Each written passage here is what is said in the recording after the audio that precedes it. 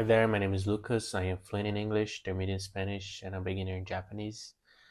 And today's video, we're gonna talk about how you can best approach language learning and the diverse path that most people take, and how you should not take it. And I'm gonna do it by showing you a little bit of logic about how to approach a language learning, and also show you the language learning history itself, which is quite inspiring for us to understand how to learn a language.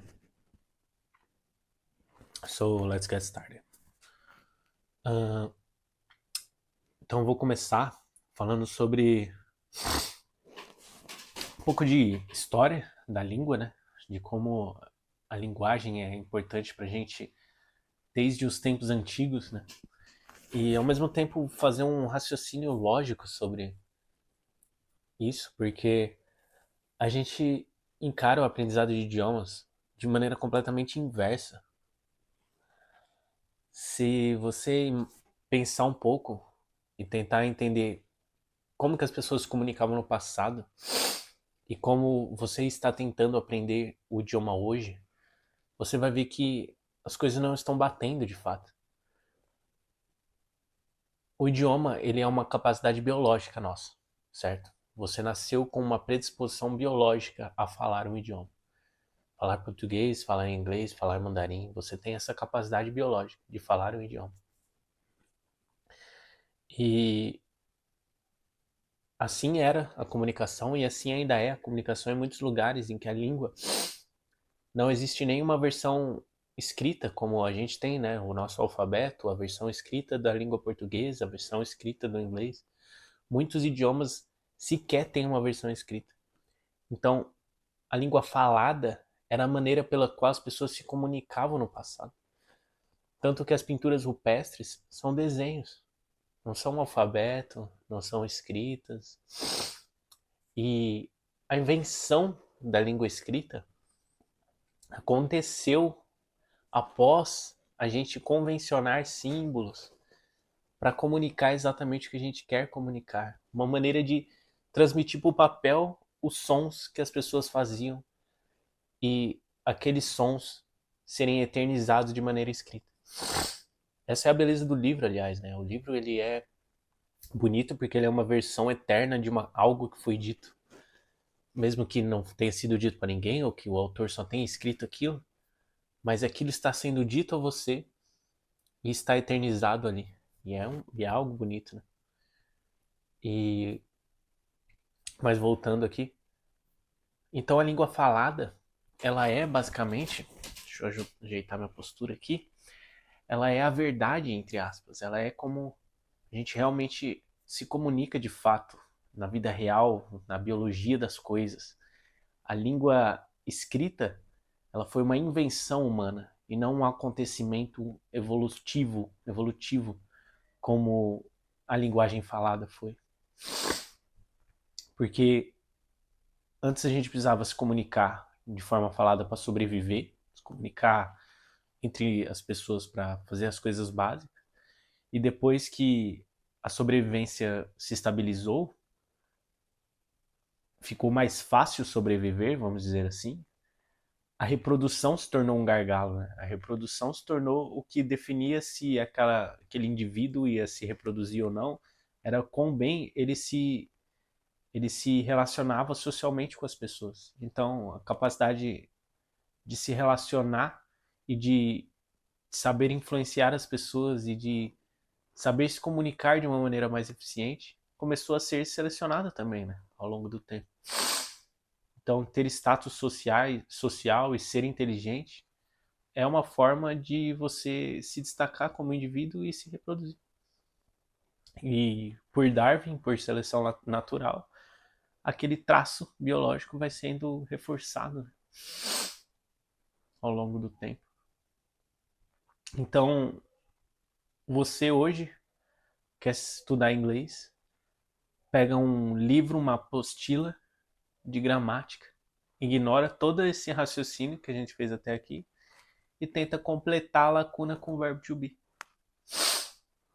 Qual que é, qual que é o sentido, cara?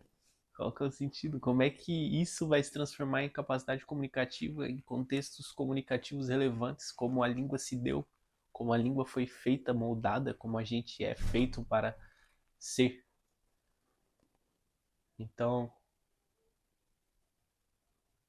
só um minuto. Voltando aqui. Então, a gente quer pensar justamente na língua falada e não completar a lacuna com o verbo to be. E eu acho que a gramática, na minha visão, e na visão da maioria das pessoas, tá, que são estudadas minimamente, pelo que eu li num livro, tá? Não estou tirando da minha cabeça, mas os caras que estudam a gramática aprofundadamente, isso está escrito no livro Introduction to English Grammar, acho que é da Cambridge. Ele faz um apelo à gramática descritiva. E no apelo dele, ele faz uma transgressão ali de que pessoas faziam uma gramática normativa antes, ou uma gramática que ditava as regras para que as pessoas usassem aquelas regras, porque o indivíduo que ditou aquela regra imaginava que regra X era mais bonita do que regra Y, e portanto não deveria se dizer daquela maneira. Você fazia uma imposição sobre a sua opinião pessoal no mundo. Enquanto a gramática descritiva, que é uma gramática mais real, vamos dizer assim, é a gramática que descreve como as pessoas utilizam a linguagem no mundo. Então, você tenta formar hipóteses, regras, leis que descrevem como as pessoas estão utilizando a língua no mundo real. E essa é a gramática descritiva, ou seja, ela é uma análise, ela é uma forma de interpretar, ela é uma forma de descrever a língua, tal qual as leis da física ou as leis do Albert Einstein, por exemplo, da teoria da relatividade, é uma maneira de descrever a realidade. Então, você se tornar bom em gramática é saber sobre a língua. Stephen Krashen falava isso. E é algo que eu concordo muito com ele. Apesar de eu não concordar com todos os pontos do Stephen Krashen, nesse ponto em específico ele estava correto. De que o foco no significado é muito mais importante, muito mais relevante do que o foco na forma, na gramática. Porque a gramática ela é só a descrição da língua. E se você quer aprender o idioma, você tem que estar inserido na língua, não estudá-la de fato. E ainda pensando na maneira que Stephen Krashen pensava, ele fala sobre um input, ou seja, uma entrada de informação, seja língua falada ou língua escrita, que você tenha autointeresse. Então, se você vai ler um livro em inglês, é melhor que você leia um livro que você goste, porque você vai se tornar, você vai ficar tão perdido na história, tão interessado, intrinsecamente interessado na história em si, que você vai esquecer que você está lendo aquele livro em inglês. E quando isso acontecer, o aprendizado de idioma se dá no seu máximo. Você não precisa entender todas as palavras, você não precisa ter uma compreensão de 100%. Mas se você estiver tão engajado na história que você esquece que aquela história está em outro idioma, é quando o aprendizado se dá com a maior perfeição possível. Eu concordo com essa ideia muito. E eu acho que essa ideia é realmente muito válida. Porém, Stephen Krashen tinha uma opinião que eu diverjo um pouco. Diverjo, tá certo? Diverjo. Que eu vou divergir um pouco. Que é... Ele encarava que a única maneira de adquirir um idioma era através de comprehensible input. Não existe uma maneira de estudar que vai te levar a ter mais habilidade dentro do idioma. Então ele era completamente anti-estudo. Para ele, a única forma de aprender era ou você escuta e entende, ou você lê e entende, ou você não adquire idioma. Ponto final. E ele tem muita razão nisso, mas não 100% de razão. Porque existem coisas que eu fiz no meu inglês de maneira deliberada, ou seja, eu estudei as coisas, como a fonética, por exemplo. Eu descobri como funcionavam os sons na língua, como fazer um TH, como fazer, como falar a palavra with, a palavra pathway, a palavra, não sei, alguma palavra com TH. That, this, strength, enfim. Palavras que terminam com TH, que começam com TH, eu tinha dificuldade. Então, o que eu fiz? Eu estudei deliberadamente como funcionam esses sons. Depois eu fiz muita prática deliberada da reprodução desses sons na prática. Então, só um minuto de novo. E eu transformei a minha incapacidade de reproduzir aqueles sons em uma incapacidade consciente, vamos dizer assim. E então existia antes uma incapacidade inconsciente. Então antes eu nem escutava aqueles sons, eu era incapaz de ouvir aqueles sons. Eu não tinha habilidade de ouvir na língua, de fato, como o som era reproduzido. Eu não, meu cérebro ele tinha moldado uma estrutura mental do idioma incorreta, ou seja, ele fazia um processamento incorreto de como aquele som chegava. Então eu escutava uma versão, vamos dizer assim, no computador não tem a versão Full HD, você pode comprimir ela para um arquivo zip. Era como se o arquivo zip chegasse no meu cérebro do som daquele TH. E então, a partir do momento que eu me dei conta de que isso estava acontecendo, através de uma técnica chamada shadowing, aquilo me deixou doido, né? A princípio eu achava que eu era fluente, então a minha... Eu achava não, eu era fluente, né? Mas eu tinha esse defeito no meu inglês. E eu comecei a estudar isso deliberadamente, fonética, praticar o shadowing, praticar deliberadamente o TH. Aquilo que era uma incapacidade inconsciente se transformou numa incapacidade consciente. De repente, eu tinha um pouco mais de competência, mas ainda consciente. Então, eu ainda tenho, às vezes, muitas vezes, eu ainda tenho que me concentrar para falar essas palavras de maneira correta. E aos poucos eu estou automatizando esse processo. Então, aquilo que é capacidade consciente ou competência consciente está se transformando em competência inconsciente. Esse processo, sim, acontece. Acontece. Stephen Krashen argumentaria que não, que você só adquire idioma através de comprehensible input.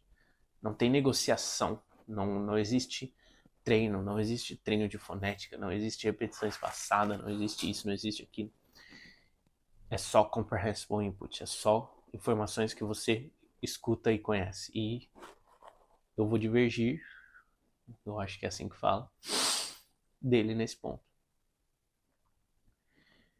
E na minha experiência empírica e nas pessoas das quais eu já dei a mentoria, para todas elas teve um impacto positivo.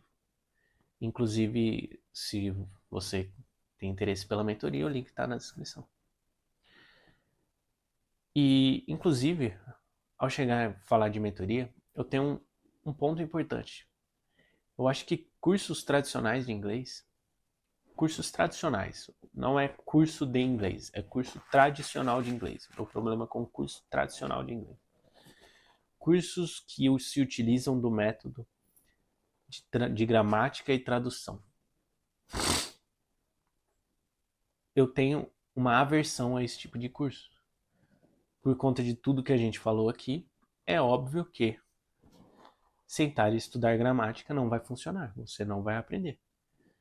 Existe treino de fonética, existe expansão de vocabulário deliberada, existe comprehensible input, mas não existe estudar gramática com exercícios retirados de uma apostila e isso te tornar fluente. Não existe isso.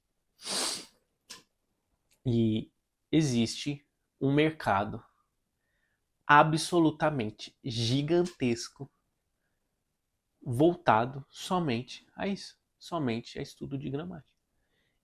E se vendem como escolas de inglês que te levam à fluência, o que é quase que um assassinato completo à ciência e a tudo que se sabe sobre idiomas. Todo o estudo de linguística que foi construído durante todos os últimos anos, lá de Noam Chomsky, de Stephen Krashen, de Nick Ellis, de pessoas que realmente deram um passo a mais em direção a um conhecimento profundo e um conhecimento muito bem embasado de como se aprende um idioma. O Marvin Brown, J. Marvin Brown, ele tem um livro chama From the Outside In. Livro excepcional. Ele é um livro gratuito que está disponível na internet. From the Outside In, ou é Outside In, alguma coisa assim. J. Marvin Brown. Nesse livro ele relata a experiência individual dele com línguas e ele tenta fazer uma pequena apresentação da diferença entre saber as coisas de forma consciente e saber as coisas de forma inconsciente. E ele relata uma experiência de como ele aprendeu uma palavra em chinês, ou agora, não me lembro a língua, tá? De cada palavra que ele aprendeu, mas o que é importante é a experiência. Então vamos dizer que era uma palavra em chinês. E essa palavra em chinês ele aprendeu da seguinte maneira. Ele estava num curso dele de inglês, de chinês, um curso tradicional. E ele estava estudando gramática com essa professora. Não me lembro se era um curso 100% tradicional, como é que era. Não me lembro os detalhes agora do livro. Mas ele estava estudando com essa professora. A professora falava um chinês muito bem, se não me engano era nativo. E ela caiu, né, num eventual momento ali, do lado de fora da sala, ela caiu e ela xingou. E ela xingou em chinês. E quando ela xingou em chinês, ele entendeu o que ela quis dizer. Aquela frase que ela falou foi armazenada no cérebro dele. E até hoje ele tem a frase adquirida. Ou seja, quando ele tenta falar aquela frase, ele não precisa pensar, aquela frase foi adquirida. Ele tem uma conexão muito mais profunda do que uma conexão simplesmente intelectual. É uma conexão emocional. Ele viveu aquele momento, ele prestou atenção no significado daquele momento. E o que ela disse se tornou linguagem no cérebro dele. E num segundo momento, ele relata sobre o aprendizado dele de uma outra palavra, em uma outra língua, no qual ele sabia como funcionava o sistema fonético daquela língua. E eles conheciam uma forma da palavra, e ele sabia que para fazer a flexão da palavra para uma outra forma, ele teria que modificar a fonética de uma determinada maneira. Então, ele aprendeu como dizer aquela palavra através de um raciocínio lógico e não de um momento experienciado na prática. E o que acontece é que ele não adquiriu aquela palavra. Ele não consegue adquirir aquela palavra. Ele tem um bloqueio intelectual dentro da mente dele que não deixa ele adquirir aquela palavra, porque ele descobriu ela através da intelectualidade, através de um esforço, de um raciocínio lógico. O que não, por exemplo, é eu falar que o verbo correr pode ser modificado para o verbo corre, e é diferente eu usar a palavra corre e eu, pelo meu conhecimento de português, saber que eu poderia simplesmente falar corre. Eu deduzir que eu posso falar corre a partir da palavra correr. Mais ou menos isso que ele fez. Em vez de ouvir alguém gritando corre, eu pensar, bom, se correr é o verbo e eu quero mandar alguém correr, eu tenho que usar no imperativo, então eu vou falar corre. E aí, corre. Eu fiz esse raciocínio. Esse raciocínio não é a maneira correta de adquirir um idioma. Bom, é isso. Deu pra passar minha visão.